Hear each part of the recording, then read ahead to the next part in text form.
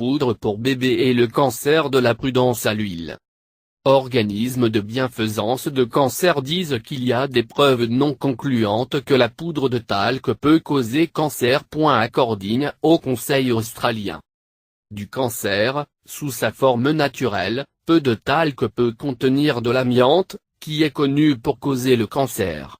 Cependant, la poudre de talc domestique moderne ne contient pas de poudre asbesto. Talcum est faite à partir du talc, un minéral extrait des dépôts dans le monde qui est broyé en une poudre blanche.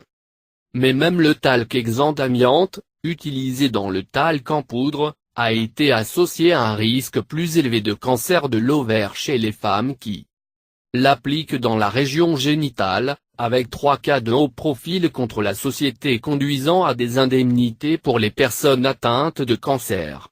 L'Agence internationale pour la recherche sur le cancer a classé de manière inutile l'utilisation génitale du talc comme possiblement cancérogène.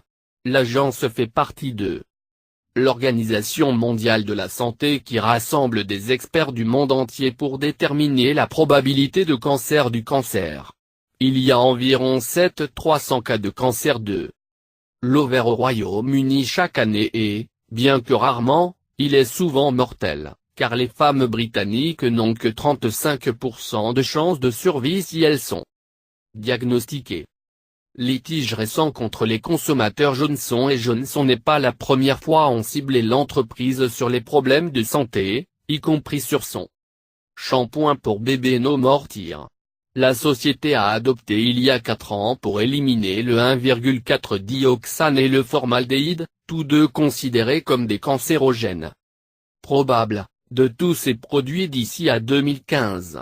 Les experts continuent de travailler ou non de poudre de talc liée au cancer de l'ovaire, mais que le débat déjà a fait rage pendant 4 décennies, il est peu probable qu'il y aura une conclusion définitive à tout moment. Dr Louisa Diné, qui dirige un groupe de recherche BMJ, conseille que, bien que le talc n'est pas dangereux, en utilisant une serviette sèche à la place est plus sûr.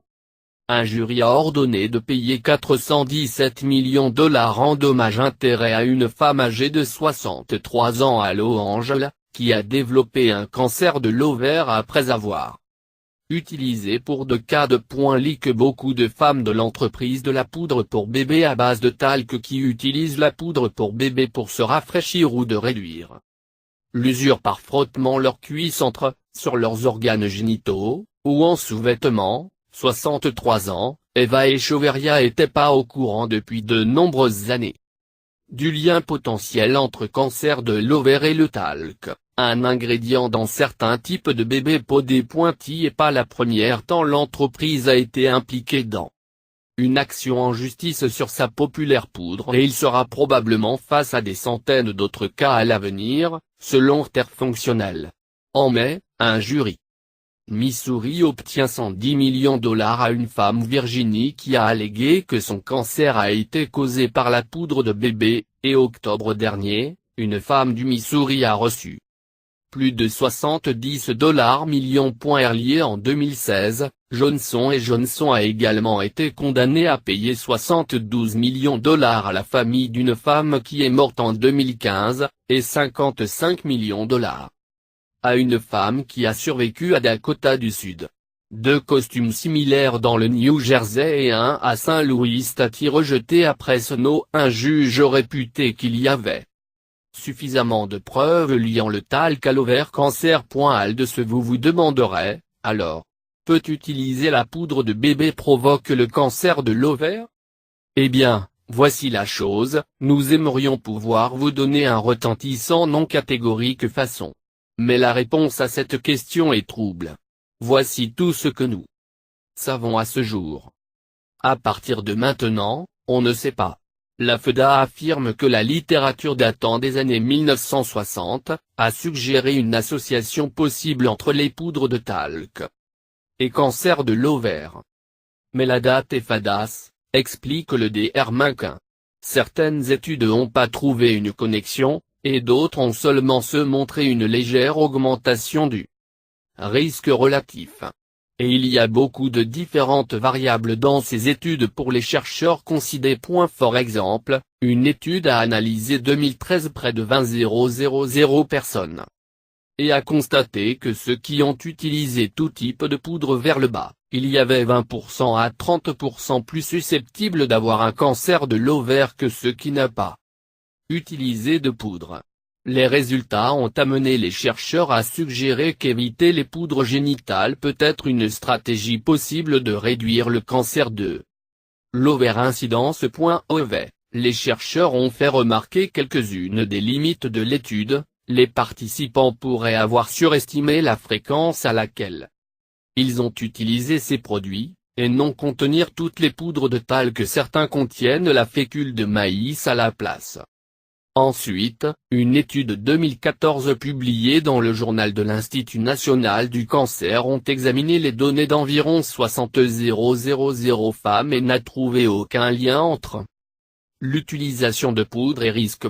Bac de cancer de l'ovaire. En 2010, l'Agence internationale pour la recherche sur le cancer a conclu qu'il existe des preuves limitées chez l'homme que l'utilisation de la puissance du corps à base de talc sur les parties génitales est cancérogène, et ont déclaré utiliser que l'ABA est peut-être cancérogène chez humains. Robin Andersen, PH.D, un chercheur de cancer de l'ovaire chez Fred Hutchinson Cancer Research Santé, dit que lorsqu'elle travaille avec des femmes avec cancer de l'ovaire, elle leur demande sur leur utilisation de poudre de talc. Nous savons qu'il est un facteur de risque possible, nous ne savons pas comment d'un facteur de risque il est, dit-elle. C'est Andersen que, parce que la poudre est composée de ces particules fines au sol, il pourrait être en mesure de voyager en les membranes muqueuses dans le canal vaginal et éventuellement se frayer un chemin dans les ovaires. Une fois, la poudre peut provoquer une inflammation et, éventuellement, un cancer. Cancer de l'ovaire. Il a été que la poudre de talc suggérée pourrait causer le cancer dans les ovaires si la poudre était de voyager à travers le vagin, de l'utérus et les trompes de Fallope. Aux études ovaries. Maniche. Les femmes se sont penchées sur le lien possible entre la poudre de talc et le cancer de l'ovaire. Les résultats ont été mitigés, certaines études signalant un risque légèrement augmenté et certaines n'indiquant aucune augmentation.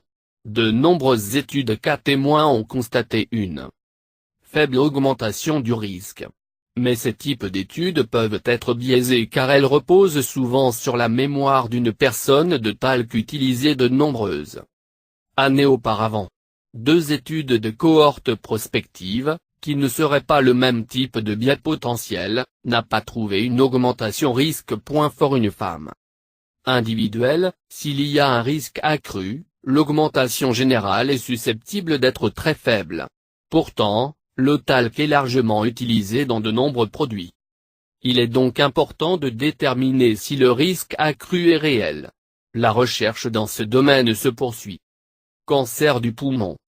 Certaines études des mineurs de talc et meunier ont suggéré un risque accru de cancer du poumon et d'autres maladies respiratoires, tandis que d'autres ont trouvé aucune augmentation du risque de cancer du poumon. Ces études statistiques compliquées par son talc réputation dans sa forme naturelle peut contenir des quantités variables d'amiante et d'autres minéraux, à la différence du talc purifié dans les produits de consommation. Lorsque vous travaillez sous terre, les mineurs peuvent aussi être exposés à d'autres substances qui pourraient avoir une incidence sur le risque de cancer du poumon, comme le risque radon. No accru de cancer du poumon a été rapporté avec l'utilisation de poudre de talc cosmétique. Autre cancer. L'utilisation de talc n'a pas été fortement liée à d'autres cancers, mais pas tous les liens possibles avec d'autres cancers. Étude Stati étudie Sonode Extensively. On a suggéré l'utilisation de poudre de talc génital peut légèrement augmenter le risque de cancer de l'endomètre chez les femmes qui sont postménopausées. Mais d'autres études n'ont pas trouvé un tel lien. D'autres études sont nécessaires pour explorer cette recherche limitée atopique. Somme également examiner un lien possible entre l'exposition par inhalation de talc au travail et d'autres cancers, comme le cancer de l'estomac. Mais il n'existe aucune preuve forte de ces liens en ce moment.